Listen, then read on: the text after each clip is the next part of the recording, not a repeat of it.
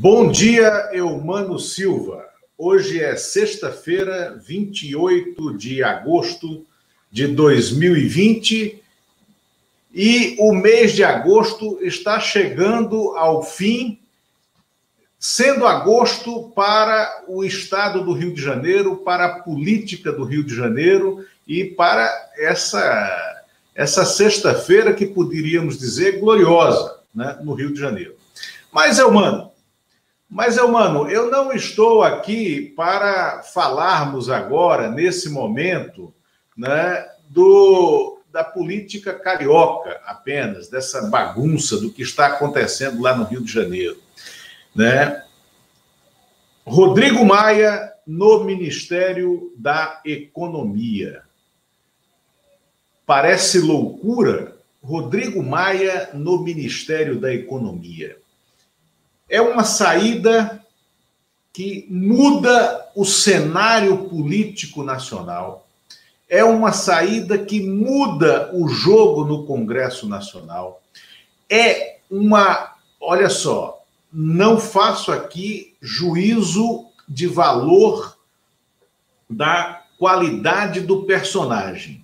Vamos fazer um juízo de valor político. Rodrigo Maia no Ministério da Economia é uma jogada de mestre genial para quem precisa atravessar o Rubicão durante mais de 2 anos e está destruindo o seu próprio governo porque abriu a campanha da sua reeleição com tanta antecedência como vem acontecendo nesse momento. Permite Rodrigo Maia indo para o Ministério da Economia, permite um rearranjo das tropas do jogo governista dentro do Congresso, porque ele tem que deixar o posto de presidente da Câmara, tem que dar o cargo temporariamente para o seu primeiro vice, que é o Marcos Pereira, bispo da Igreja Universal, cacique do Partido Republicanos, né?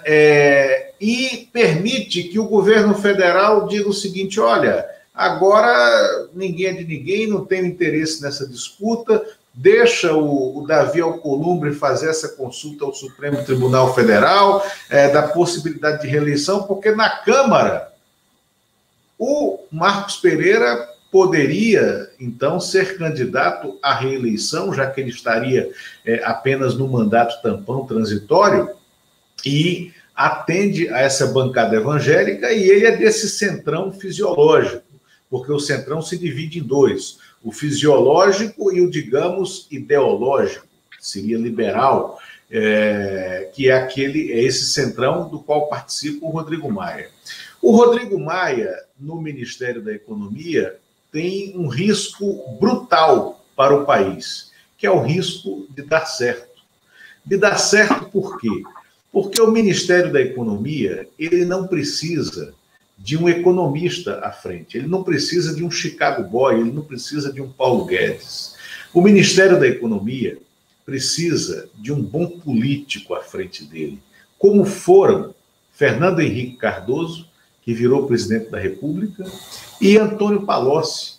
Fernando Henrique Cardoso era sociólogo, é sociólogo. Antônio Palocci é médico. Antônio Palocci, no Ministério da Fazenda, foi um achado e uma solução para o governo Lula no seu início. Até que se descobriu que o Palocci tinha aquelas traficâncias naquela casa da propina no Lago Sul, e ele saiu, e depois o Palocci se converteu nesse personagem demoníaco que ele é. Mas vamos para o exemplo Fernando Henrique Cardoso. Fernando Henrique Cardoso conseguiu unir o país por um projeto, por um plano, que foi o Plano Real, que nos legou, né, um grande avanço na economia, nós derrotamos a inflação. Ele conseguiu colocar antagonistas acadêmicos dentro do Ministério e ele tinha uma capacidade de negociação incrível dentro do Congresso que ninguém tinha. Se você lembrar, a revisão constitucional que era programada pelos constituintes originários de 1987 e 88, que aconteceu em 93, que poderia ter reformado toda a Constituição brasileira com um quórum, uma necessidade de quórum muito menor do que a emenda constitucional. A revisão constitucional de 1993 só aprovou 3 medidas. Uma delas, o corte do mandato presidencial de 5 para 4 anos, porque eles tinham medo do Lula, né? Uma outra, de uma questão eleitoral transitória, e a terceira, o Fundo Social de Emergência, que era nada mais, nada menos que a regulamentação do contingenciamento, entendeu? Para permitir a entrada do Plano Real. Rodrigo Maia, no Ministério da Economia, seria um grande achado político. Entrou muita gente aqui, entre a primeira ressalva que eu fiz e agora, seria um grande achado político para o Bolsonaro. Seria, se o Bolsonaro fosse inteligente. Se o Bolsonaro fosse inteligente, ele faria essa medida. E, como o Rodrigo Maia é inteligente, ele não aceitaria isso. Por quê? Porque o risco para o país era justamente o risco de dar certo. De dar certo e de oferecer ao Bolsonaro essa transição, desde que ele deixasse de ser Bolsonaro, mas para isso ele precisava ser inteligente, e como a gente sabe, ele não é inteligente, né? Ele é um acidente histórico instalado no Palácio do Planalto. Ele não fará isso. E não fazendo isso, o que é que a gente continua tendo?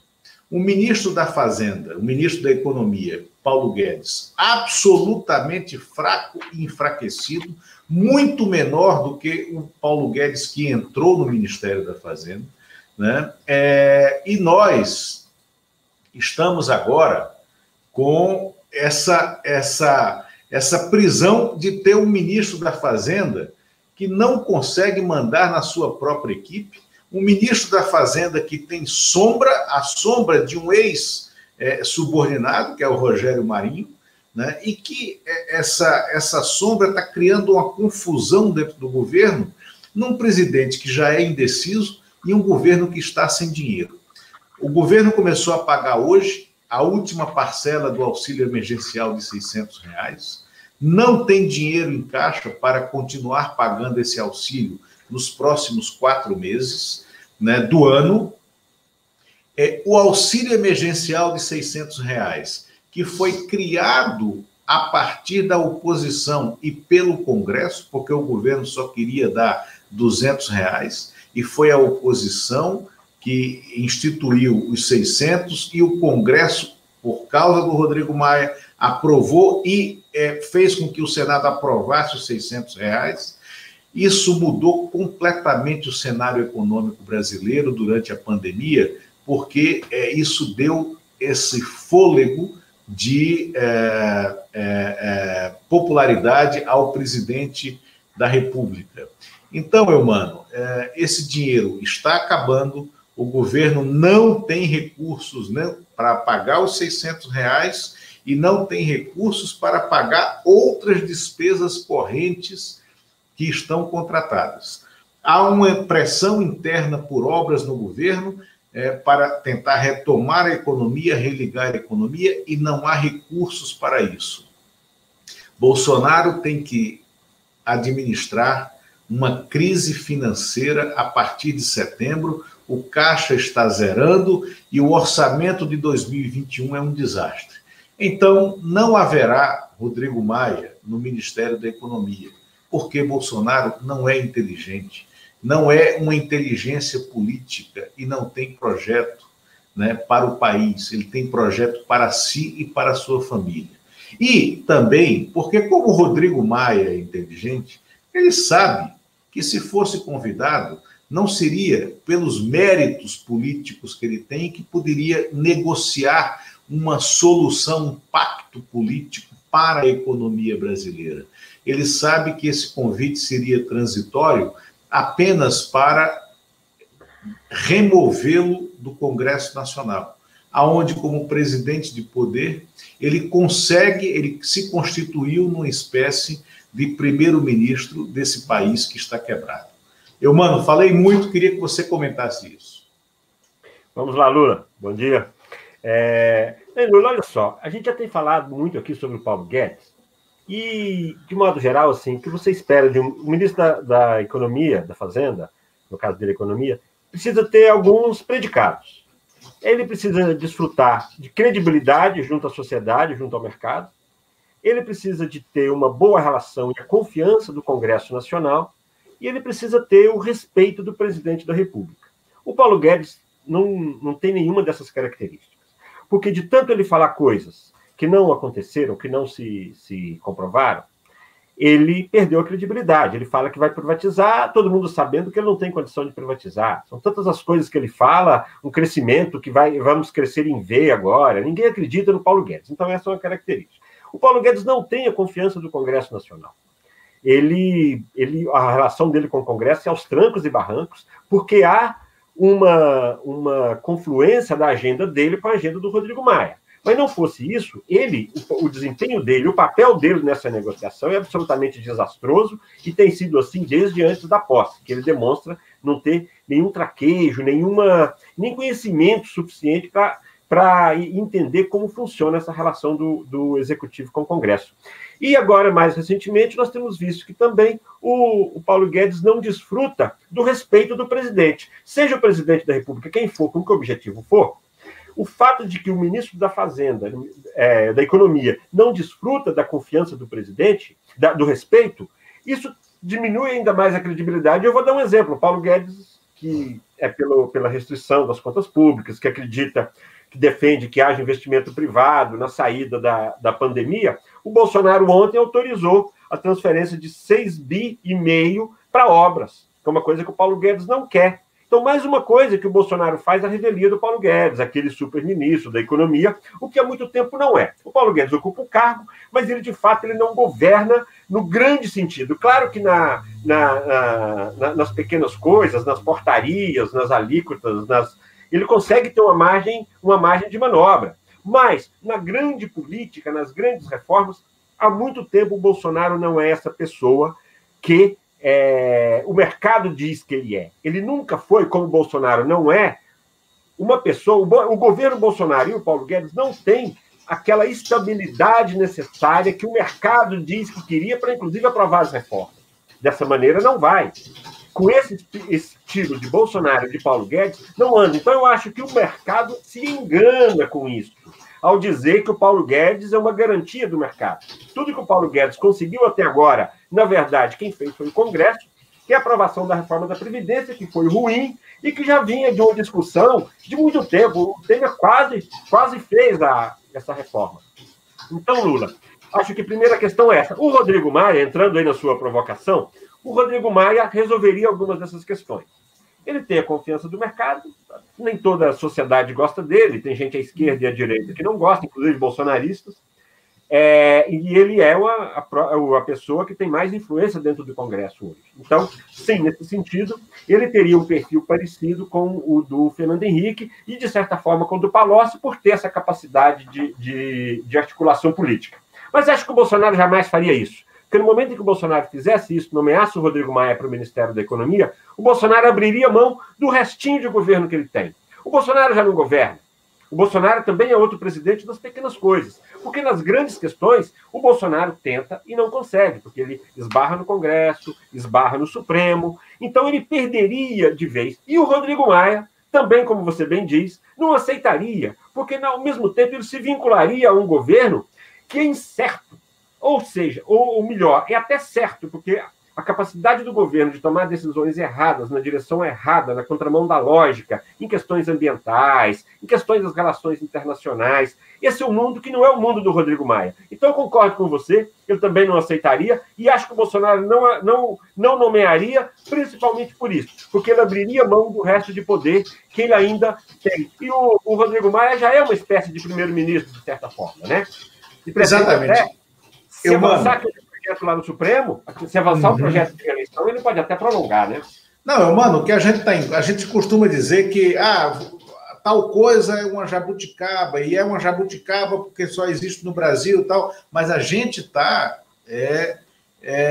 vivenciando uma jabuticaba institucional, né? A gente está vivenciando uma república cujo tripé só tem duas pernas, né? O judiciário e o legislativo, porque o Bolsonaro, que já não governa, como você bem falou, que é fato, o Bolsonaro não governa, ele esbraveja, ele é um bufão, né? A gente está vivenciando um presidencialismo sem presidência da República, porque nunca houve na história desse país um poder executivo com tantos vetos derrubados no Congresso Nacional, nunca houve um poder executivo com tantas leis consideradas inconstitucionais pelo Supremo Tribunal Federal, e nunca houve um governo na história desse país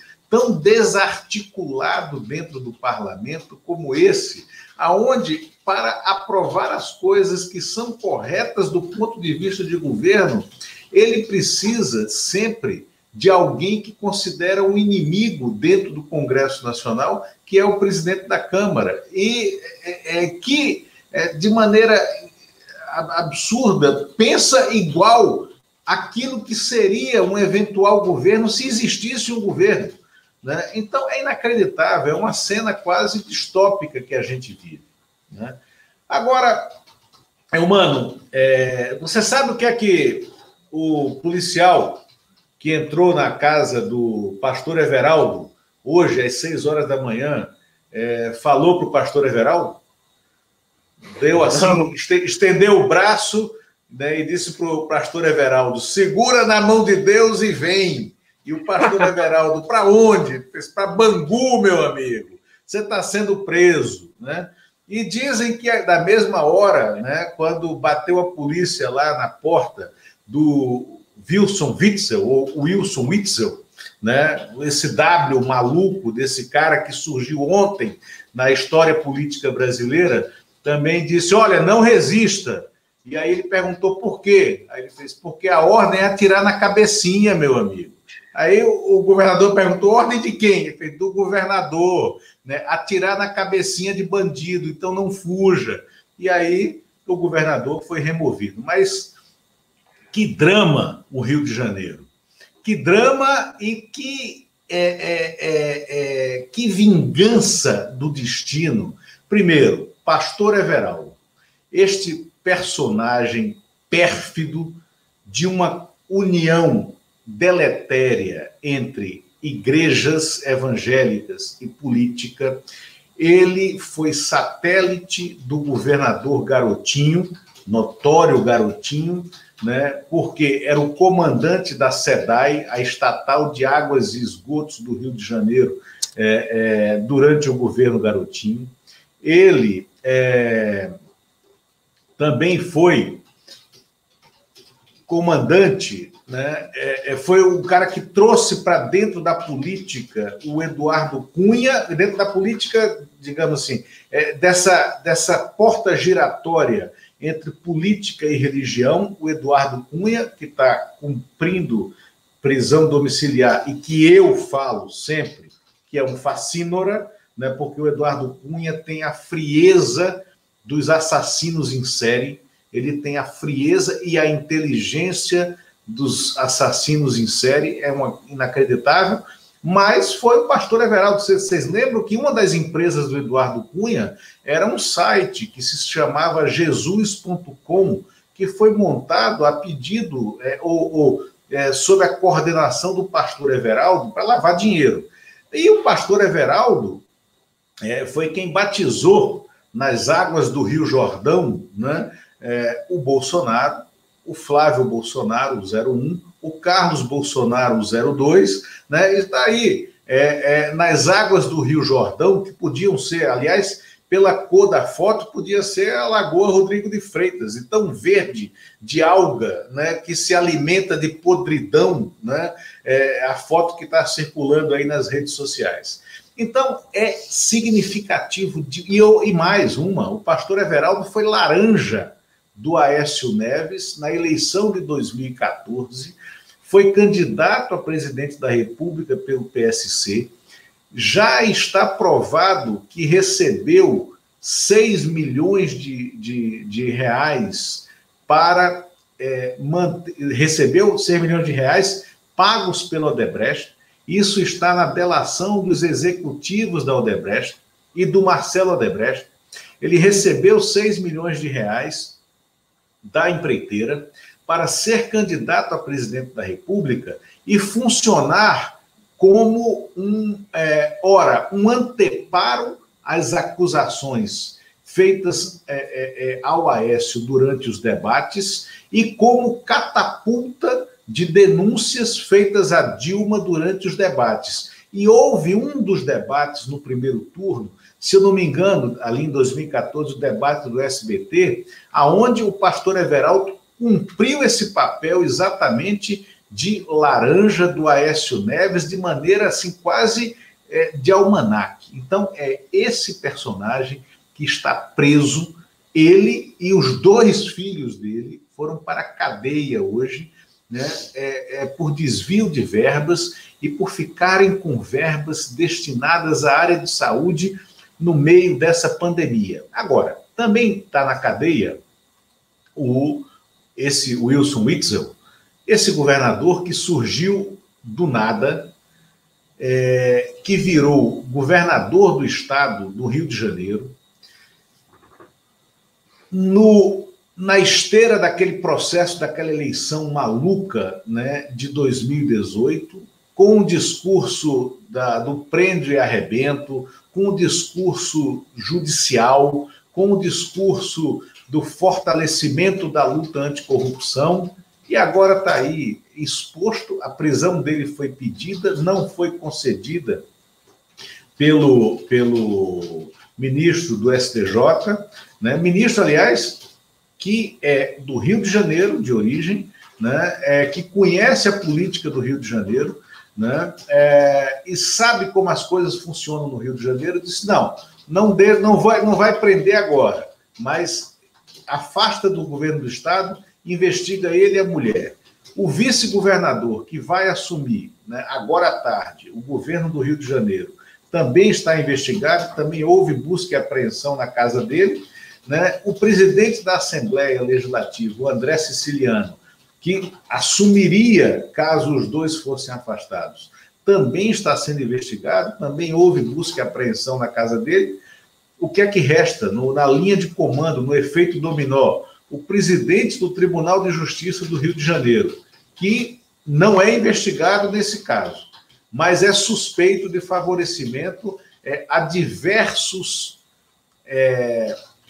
vou usar a expressão que eles gostam, tá? A diversos canalhas da política do Rio de Janeiro, tá? Inclusive ao Flávio Bolsonaro, de favorecimento judicial ao Flávio Bolsonaro.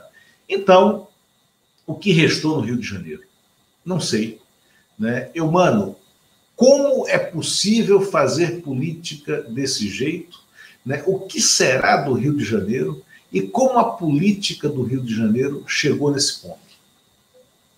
Olha, Lula, é até ruim falar, mas olhando a situação do Rio de Janeiro, não de agora, não de hoje, mas das últimas décadas, o Rio de Janeiro dá razão para que sejamos muito pessimistas em relação à política brasileira e às administrações do país. O Rio de Janeiro vem de uma sequência de governadores, a sequência de governadores que foram parar na cadeia, a gente nem lembra de todos, mas Garotinho, Rosa Garotinho, Sérgio Cabral, Pezão, talvez tenha mais algum ainda.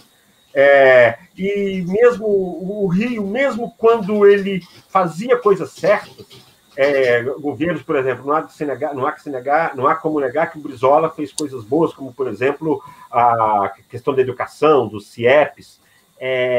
Agora, ainda assim, havia uma divisão na sociedade do Rio que ela nunca foi bem resolvida. O Rio continua desigual. Eu conheço muito pouco o Rio, na verdade, mas a última vez que eu estive lá, tem uns 3 anos, a situação de absoluto pânico nas ruas, as pessoas, você não conseguia fazer perguntas, pedir informação na rua, que as pessoas tinham medo de você estar chegando nelas para assaltar, uma situação de pânico, uma coisa... Então, e o que acontece no Rio para que o Rio melhore? Eu não vejo. Claro que tem movimentos, claro que tem partidos, pessoas, políticos que fazem movimentos contrários, mas isso já foi visto antes também e nada disso prosperou. Nada disso avançou. Então, primeira coisa, eu acho que o Rio nos dá muito motivo para ser pessimista. Não vejo um cenário positivo para o Rio.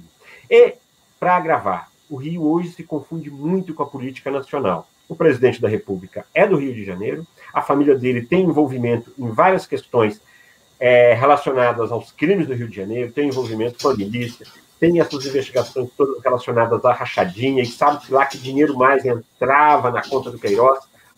Então, esse mundo do Rio de Janeiro, esse mundo, essa podridão política e criminal ali do Rio de Janeiro, esse mundo todo, ele tem um pé forte em Brasília. E lembrando que, a partir de setembro, quando o Luiz Fux toma posse no Supremo, nós teremos o presidente do Supremo do Rio de Janeiro, o presidente da Câmara, Rodrigo Maia, do Rio de Janeiro, e o presidente da República do Rio de Janeiro. Acho que essa situação... E o presidente do STJ... Não, desculpa, o Humberto Martins, não. O ministro que tomou a decisão do STJ, que é do Rio, mas o Humberto Martins não é carioca. Eu vejo que a política do Rio e a política nacional hoje estão muito abraçadas. Então, sem resolver o Rio de Janeiro, eu tenho certeza que não se vai resolver o Brasil. Porque, além de toda a importância simbólica, toda a história do Rio, importância mesmo econômica, a importância política, hoje nós temos ela ainda maior, porque os personagens são os mesmos, em vários momentos a política local toma conta da política nacional. Então, acho que a primeira coisa para a gente observar é isso. Em relação ao pastor Everaldo, esse é um dos personagens que cresceram nesse mundo da mistura da política com a religião, como você falou. A política certamente piorou muito com esse crescimento dessa bancada religiosa na forma que ele atua. Não estou falando mal de religiões, mas estou falando mal do uso da religião na política. Ele tem sido pernicioso, ele tem sido maléfico para a política, e o que acontece no Rio, se não me engano, o Whitson também é evangélico, se não me engano, né? O Whitson é evangélico, também foi batizado pelo pastor Everaldo. Também foi batizado pelo pastor. Então, veja que nós estamos falando... Isso é que é uma mão podre da peste, né? A mão podre da peste. Nós estamos falando aí de banditismo da pior espécie, né? E isso ligado com milícia, com tudo. Então, Lula, a primeira coisa disso daí é esse ambiente ruim dessa política, que é nacional também. Não vai parecer que é só o Rio, evidentemente não. Você tem... Agora, o Rio está mais exposto. E o Rio, a ligação da política com o Rio, repito, com a política nacional, com o que está acontecendo aqui, ela é muito maior. E aí, né, Lula, naquela sua provocação do Rodrigo Maia, o Rodrigo Maia também podia falar um pouco mais sobre Rio de Janeiro, né? Parece que ele não é de lá, né? O Rodrigo Maia trata o Rio... Por isso, talvez até que ele seja meio ruim de voto, né? Porque ele trata o Rio com um certo distanciamento. Lembrando que o pai dele foi prefeito, que o pai dele elegeu um sucessor. E o Rodrigo Maia meio aéreo ali no Rio. Eu não percebo qual é a proposta do Rodrigo Maia para resolver as questões do Rio de Janeiro. O Rodrigo Maia é um possível candidato a presidente da República, ou coisa parecida. Então, seria interessante o Rodrigo Maia também falar um pouco mais para o Rio de Janeiro, além desse flerte aí com o Ministério da Fazenda. Eu sugiro que o Rodrigo Maia fale um pouco sobre o Rio de Janeiro. Qual a proposta dele para acabar com a milícia, resolver o problema do narcotráfico? Qual a proposta dele para resolver as questões das investigações no Rio de Janeiro? Eu queria ouvir o Rodrigo Maia um pouco sobre isso. Quem sabe um dia nós tenhamos aí essa possibilidade. Acho que realmente é uma belíssima provocação para a assessoria dele, que precisa se pronunciar sobre Rio de Janeiro. Excelente, né? Agora, e essa tua linha, esse teu deslindar de fluminenses em cargos importantes na República é muito interessante, não tinha refletido sobre isso, ou seja, o Fux, o Rodrigo Maia e o Bolsonaro, né? De fato, o Rio de Janeiro está no centro e, haja visto o que aconteceu, não faltará quem chute a bola, né? Agora, aonde vai cair, não sabemos, né? Mano, que semana que guardou o melhor momento para o seu epílogo nessa sexta-feira, né?